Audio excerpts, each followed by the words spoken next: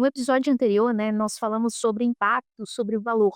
Mas mesmo quando o impacto existe, ele pode não ser percebido. E aí surge um outro problema muito crítico nas organizações. Só para dar um pouquinho de contexto, nunca tivemos tantos dados, dashboards sofisticados, indicadores em tempo real, né, relatórios automatizados, e mesmo assim as decisões continuam ruins ou até mesmo lentas.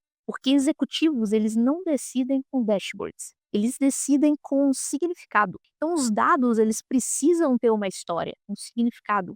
Tomar decisão estratégica não é só analisar o dado, é dar sentido ao que está acontecendo ali. Isso envolve contexto, intenção, trade-offs, consequências. O dado, ele responde o que aconteceu. O sentido, ele responde o que isso significa realmente para o negócio. Quando você for apresentar para um executivo, né, não jogue uma planilha na frente dele ou um gráfico. Conte uma história com os dados. Por exemplo, né, temos esse gargalo aqui que está custando tanto de margem e temos essas duas opções de caminho. Isso é liderança na prática. E aqui entra, né, o papel da narrativa estratégica ou storytelling. Não é só contar a história bonita, é estruturar a informação de forma que o problema fique claro, as opções apareçam e a decisão seja inevitável. Boa comunicação estratégica reduz ruído e acelera, né, a tomada de decisão. Nesse ponto, né, PMO e gestores assumem um papel crítico, tradutores de dados em decisão, conectores entre estratégia e realidade,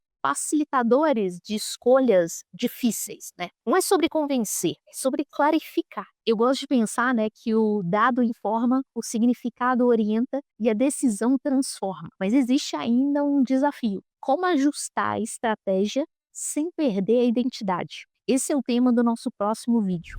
Se você busca gestão com mais profundidade, menos ruído, se inscreve no canal e ativa as notificações.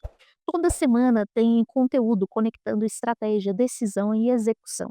Os materiais complementares ficam na descrição deste vídeo.